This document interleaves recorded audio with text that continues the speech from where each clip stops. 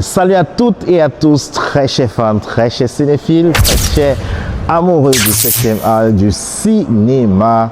Vous êtes sur On7 et dans cet épisode, on va recevoir une talentueuse actrice camerounaise. Oui, elle a débuté sa carrière dans un moyen long métrage titré Ron de Rodrigue Foto qui a bien marché et elle s'est vite démarquée, elle s'est vite révélée, oui, avec Passif Gare et Dupri dans ce magnifique film réalisé par Rodrigue Foto. Oui, c'est un moyen long métrage d'action. Il faut voir ce film, c'est sur YouTube. Ensuite, elle a fait pas mal de productions et de séries TV avant de commencer à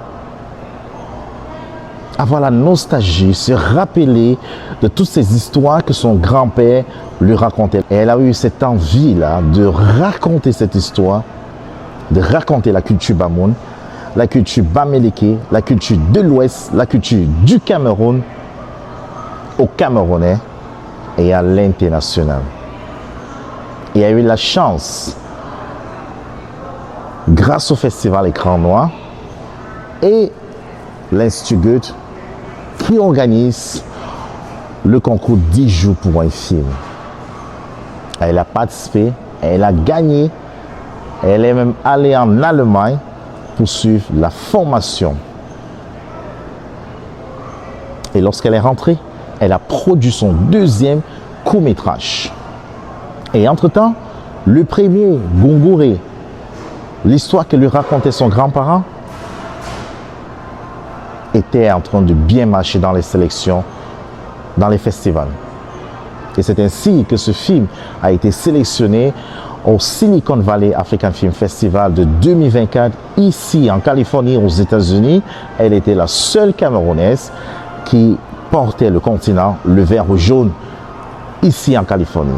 Elle a rencontré des géants du cinéma africain tels que RMD du Nigeria ou encore le feu Suleiman Cissé qui nous a quittés le 19 février de cette année 2025. Elle a beaucoup appris, comme vous pouvez le témoigner dans cette vidéo. Voilà, je n'en dis pas plus. Suivez plutôt cette magnifique interview.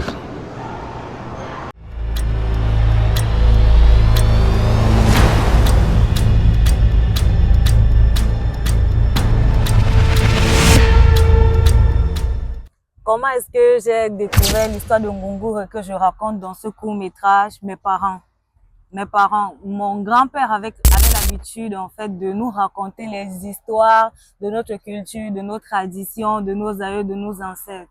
Donc, il nous racontait des contes tous les soirs. On avait l'habitude quand on allait au village pendant les vacances, il nous rassemblait là autour du feu, il nous racontait les histoires de ceux qui ont vécu. Et là, moi, j'ai grandi avec ça, c'est resté dans ma tête.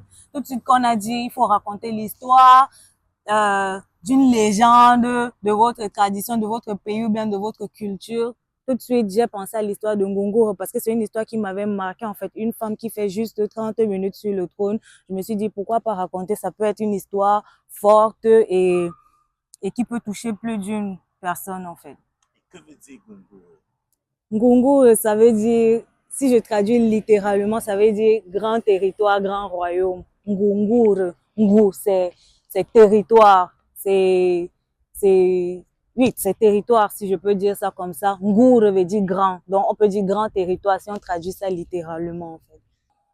Les défis majeurs. On sait tous que c'est pas facile de produire et de réaliser au Cameroun.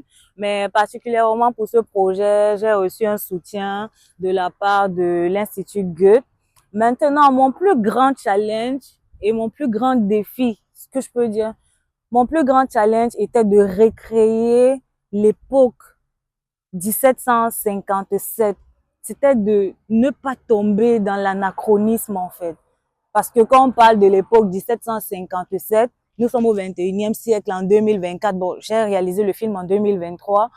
On était en 2023. Il fallait pas qu'on voie les maisons avec les tôles ou alors des vêtements qui n'existaient pas encore en 1757. Donc, c'était ça le plus gros challenge en fait, de ne pas tomber dans l'anachronisme et de restituer cette époque-là fidèlement.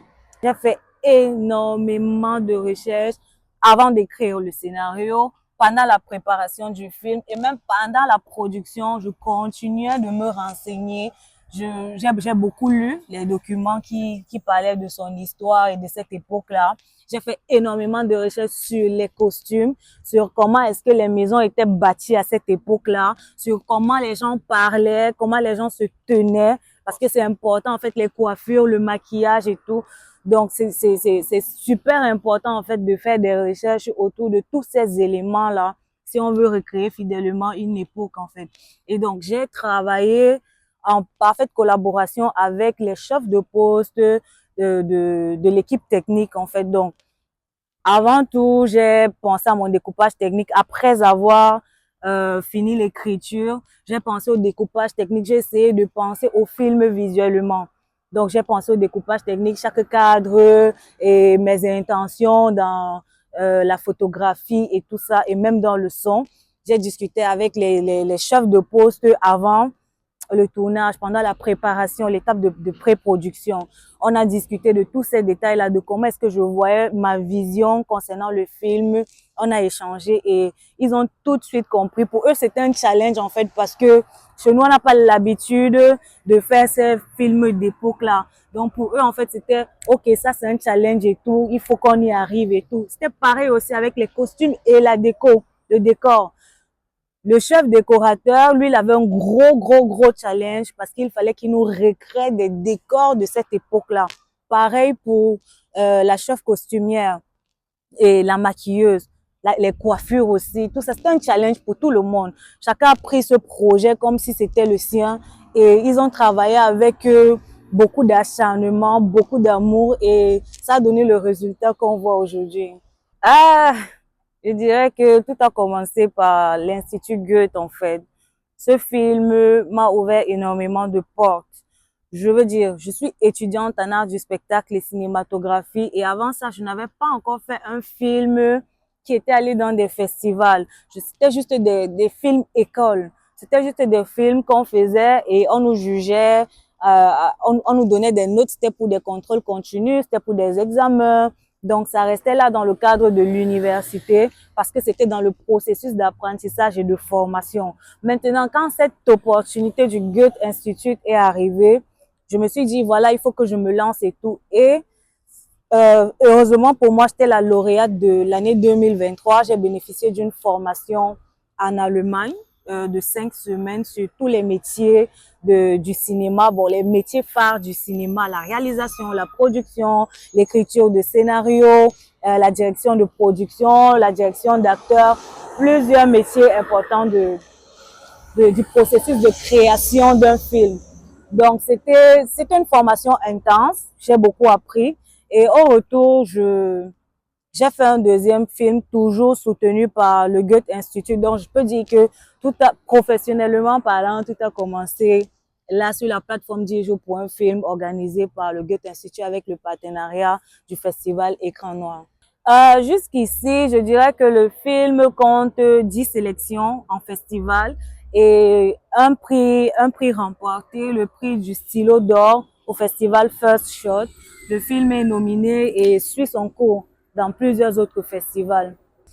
Le séjour s'est très bien passé. La période du festival était unique. C'était une expérience unique. C'était des moments qu'on ne vit pas deux fois en fait, parce que on rencontre des réalisateurs qui viennent de divers horizons, qu'on n'a jamais rencontrés, on sympathise, on regarde leurs travaux, on essaye de voir avec qui on est en compétition, de regarder le travail des autres. C'était des moments intéressants et vraiment uniques. Et le festival nous a permis aussi de visiter le siège de YouTube, le siège social de YouTube ici à la Silicon Valley. Et aussi Adobe Premiere Pro qui nous a présenté leur nouvelle technologie en termes de montage au cinéma, qui nous a présenté en exclusivité. Donc ça, par le biais du festival, c'était vraiment quelque chose d'unique en fait. Netflix aussi, Google, on a fait des tours à Google aussi, on a visité le siège social de Google, de Netflix, donc c'était super intéressant. Donc j'ai eu beaucoup de retours, les gens ont beaucoup aimé le film. les gens se sont retrouvés, se sont dit oui, c'est exactement ça qu'on attend des réalisateurs ou des réalisatrices de l'Afrique, de raconter des histoires propres à nous, de se reconnecter à nos coutumes, nos traditions et nos histoires. Donc, le public était super content, super satisfait et c'était un plaisir pour moi. Je me suis sentie honorée. Je vais commencer par remercier le Goethe Institute parce que sans le Goethe Institute, je n'aurais pas eu cette opportunité d'être là ou bien de participer à ce festival en Californie.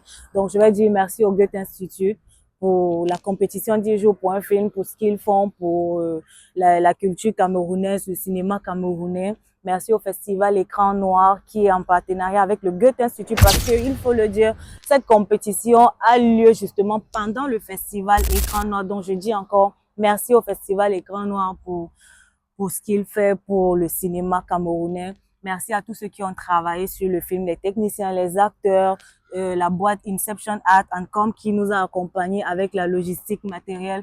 Merci à ma famille, merci à tout le monde, merci à tous pour le soutien, merci à tous mes followers qui me suivent, qui me soutiennent depuis le départ et merci à Onset qui a tout fait pour que cette interview ait lieu. Merci. Ah, ok, mon top 5 des acteurs de l'heure, des acteurs du cinéma camerounais de l'heure. Rien de personnel, ça ce sont mes choix, c'est mon top 5 à moi et c'est la règle de Onset qui impose que je dois donner mon top 5. Donc, je vais commencer par Eric Ebouaney, par le top, le numéro 1. Ensuite, je vais prendre Rigobert Tanmois. Échou, encore appelé Échou. Et puis, je dirais Axel Abesolo. Axel Abesolo. Tifor Valérie aussi. Et Ayub Garrett. Voilà. Ah, mon top 5. C'est rien de personnel. Ouais, ça, c'est une grosse et lourde question. Ok, de mon point de vue, je dirais que il faut qu'on essaye de se former. Pas qu'on essaye, il faut qu'on se forme. Il faut que les acteurs, les scénaristes, les producteurs se forment. Il faut qu'ils aillent à l'école pour apprendre les métiers du cinéma. C'est important. Parce que quand tu connais, quand tu maîtrises un domaine, tu le fais à la perfection et ça intéresse les gens de savoir ce que tu fais. Et cette œuvre-là, les œuvres que tu crées sont beaucoup plus vendables. Donc, la formation. Commençons par la formation. Ensuite, je vais dire, pour nos films, pour qu'ils soient exportés, pour qu'ils soient présentés aux yeux du monde, on doit raconter des histoires originales. On doit raconter nos histoires. La culture camerounaise est vaste et riche. Moi, la culture Bamoun, juste en particulier, est vaste et riche. Il y a tellement de belles histoires à raconter dans notre culture. Et au Cameroun, on a plusieurs ethnies, on a plusieurs traditions, on a plusieurs cultures. Le Cameroun est rempli de diversité. On a une diversité culturelle qu'il faut exploiter dans notre cinéma parce que c'est ça qui va faire en sorte que qu'on exporte nos films, qu'on les vende à l'extérieur, qu'on les présente aux yeux du monde et que ce soit intéressant. Donc, formons-nous, racontons nos histoires et aux acteurs de prendre au sérieux leur carrière, de participer au casting, même si c'est une petite réalisatrice comme moi qui lance un casting, de participer quand même parce que moi, je vais pas faire ami et donner un rôle à un acteur juste parce qu'il est mon ami, mais parce que je recherche quelque chose qui va pousser les producteurs ou bien les responsables de festival à sélectionner mon film. Donc, je vais pas aller prendre un acteur parce qu'il est juste mon ami, lui donner un rôle et dire que ouais, viens jouer et tout. Non, il faut qu'on soit compétitif sur le marché. Il faut qu'on vende de bons produits. Plusieurs personnes se demandent pourquoi est-ce qu'ils n'arrivent pas à vendre leurs films ou faire des revenus, des bénéfices et tout. C'est vrai, on n'a pas encore de marché au Cameroun, on n'a pas encore de réelle industrie au Cameroun, mais il faut qu'on commence par bien faire, se former, raconter de belles histoires, bien réaliser nos films et ils seront exportés naturellement. Et aussi, le travail d'industrie ou de vente de films, c'est pas une petite affaire en fait. Donc, il faudrait que le gouvernement aussi nous aide à structurer les choses. il faudrait que le gouvernement mette aussi la main à la pâte pour pousser les cinéastes, parce qu'avec le cinéma est une arme. Le cinéma, c'est un outil de propagande, c'est une arme. Donc, vendre notre culture peut énormément nous rapporter, peut énormément rapporter au Cameroun. Donc, vraiment que le gouvernement nous soutienne et nous accompagne dans cette logique-là. Et je pense que ça va aller. Je vais commencer d'abord par le projet Ngungur. Comme vous étiez en train de dire tout à l'heure, j'ai expliqué au début de mon propos que Ngungur, je l'ai fait en court-métrage, mais en fait, c'est un projet de long-métrage. Donc, c'est juste un proof of concept. C'est comme, je dirais, une démo de ce qu'on peut faire dans le long métrage. Et maintenant, pour pouvoir faire ce long métrage-là, on a besoin de soutien, on a besoin de fonds, on a besoin des équipes pour nous accompagner, des sociétés, des marques pour nous accompagner, pour pouvoir exporter notre culture à travers le monde. Donc, maintenant, sur la question des acteurs, je dirais que nous, les acteurs camerounais, parce que je suis aussi actrice, nous, les acteurs camerounais, nous devons mettre sur pied une guilde et respecter les termes de cette guilde-là.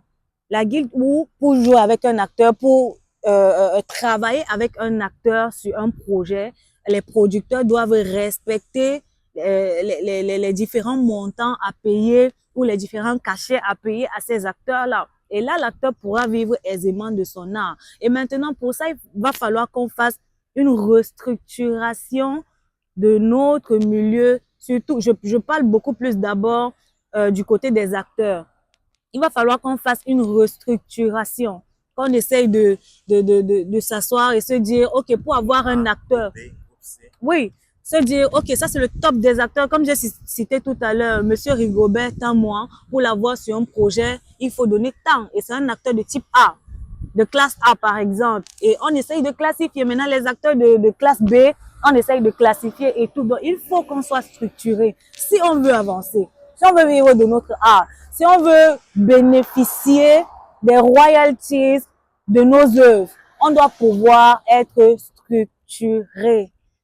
Structuré parce que l'artiste ne vit pas encore de son art au Cameroun et c'est hyper compliqué. Il va falloir qu'on soit structuré et même dans les productions. J'ai essayé de me renseigner. Au Nigeria, il y a des guildes des acteurs. Vous ne pouvez pas travailler avec un acteur si vous ne passez pas par la guilde et si vous ne payez pas normalement cet acteur-là comme il se doit. C'est pareil ici à Hollywood. C'est pareil un peu partout. Il y a des guildes. Même pour écrire un scénario et le produire, il faut que tu fasses partie d'une certaine guilde pour pouvoir produire ton film ici. À Hollywood, c'est tout un cercle. C'est tout un cercle. Donc, rien ne nous empêche de faire ça. On doit pouvoir créer un bloc pour pouvoir évoluer.